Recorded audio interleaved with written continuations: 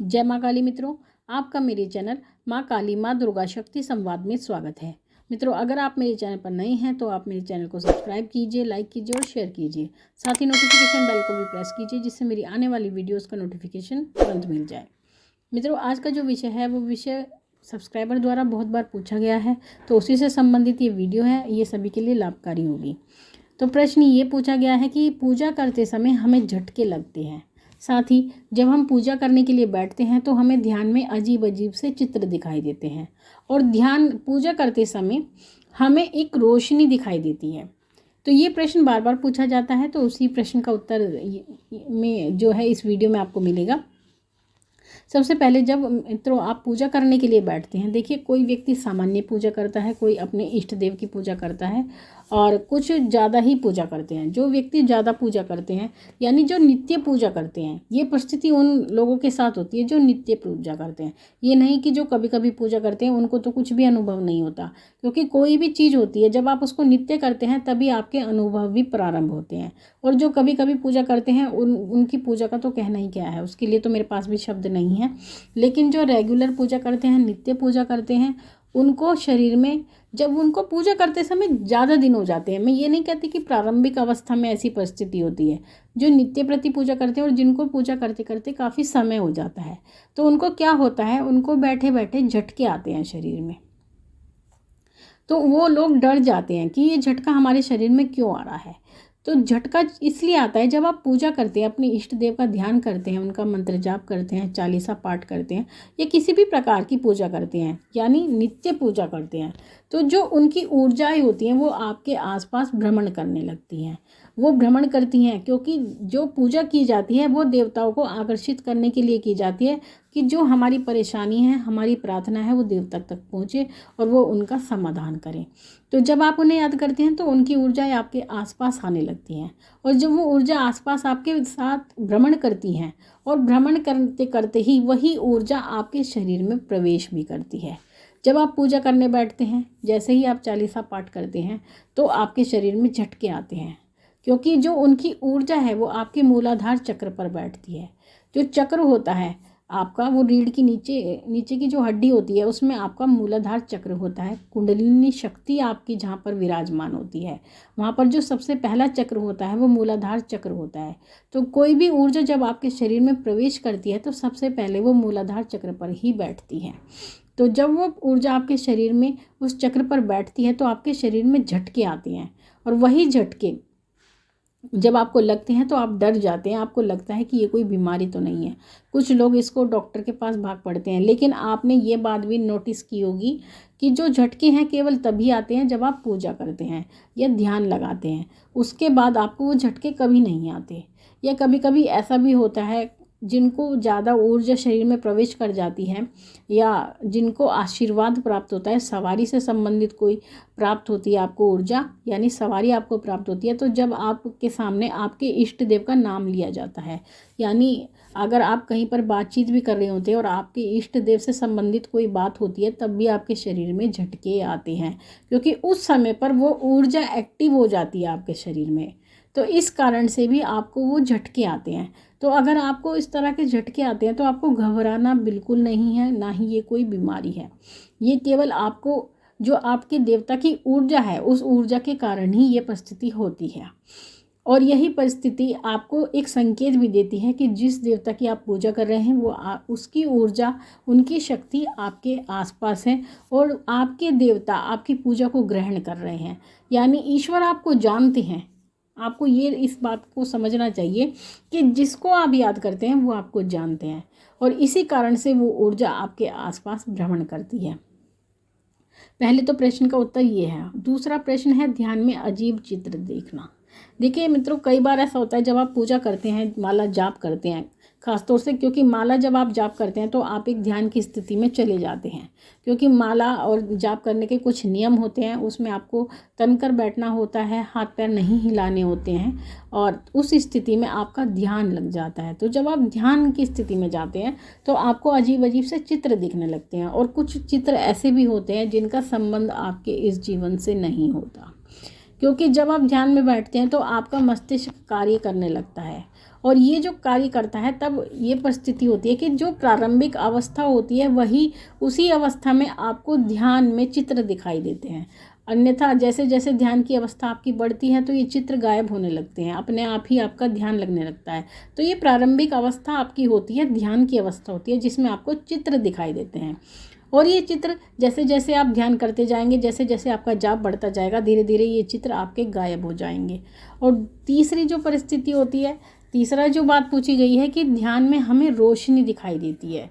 तो ध्यान में यानी जब आप माला का जाप करते हैं, जब आप पूजा करने के लिए बैठते हैं और पूजा करते करते जब आपका ध्यान पूजा में लग जाता है, यानी जो बाहर की चीज़ें हैं वहाँ से आपका ध्यान हट जाता है, केवल आपका जो मन होता है, आपका ध्यान जो केंद्रित होता है वो केवल जाप पर केंद्रित हो जाता है।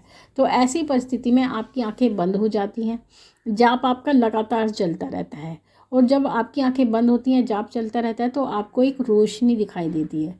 तो वो रोशनी क्यों दिखती है, किस बात का संकेत है जो रोशनी आपको वो दिखाई देती है? इसका अर्थ ये होता है मित्रों कि जो आपकी ऊर्जा है, यानी जो आपकी आंतरिक ऊर्जा है वो सही गति कर रही है, सही गति से कार्य कर रही है। जो आपकी कुंडलिनी जागरण है वो प्रारंभ हो चुका है, इसीलिए आपको वो ध्यान में वो रोशनी दिखाई देती है, क्योंकि आपकी कुंडलिनी शक्ति जागृत होना प्रारंभ कर देती है।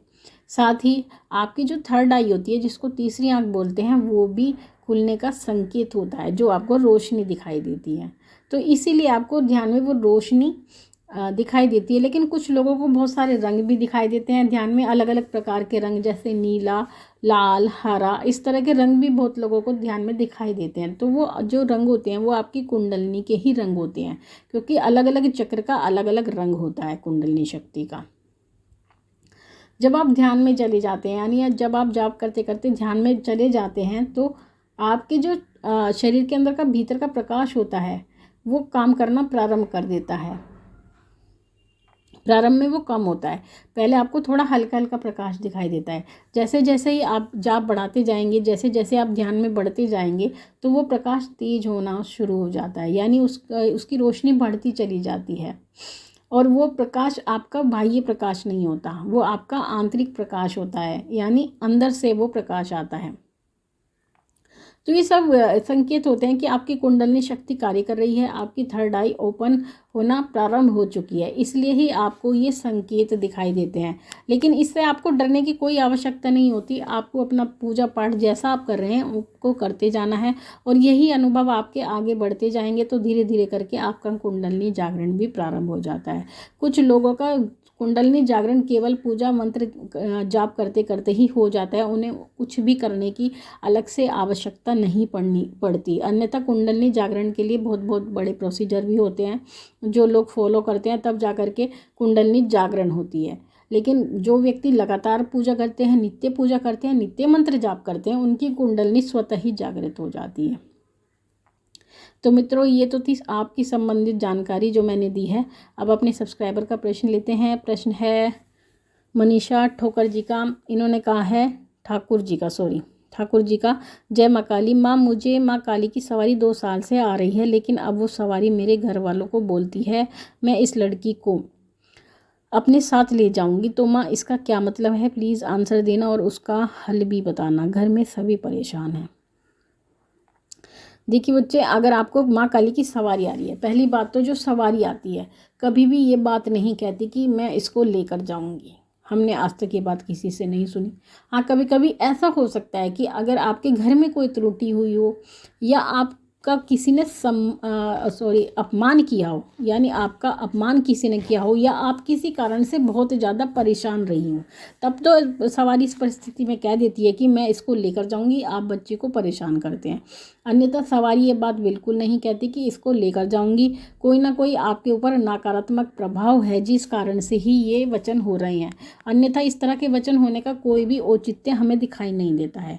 तो अगर आप किसी भक्त या दरबार से जुड़े हैं, अगर आपके गुरु हैं, तो सबसे उत्तम है वो इस समस्या का समाधान तुरंत कर सकते हैं, और जो परेशानी आपके साथ चल रही है वो उसको तुरंत पहचान लेंगे, क्योंकि इस तरह के वचन करना सवारी का उचित नहीं होता है। तो आप अपने गुरु से संपर्क करें।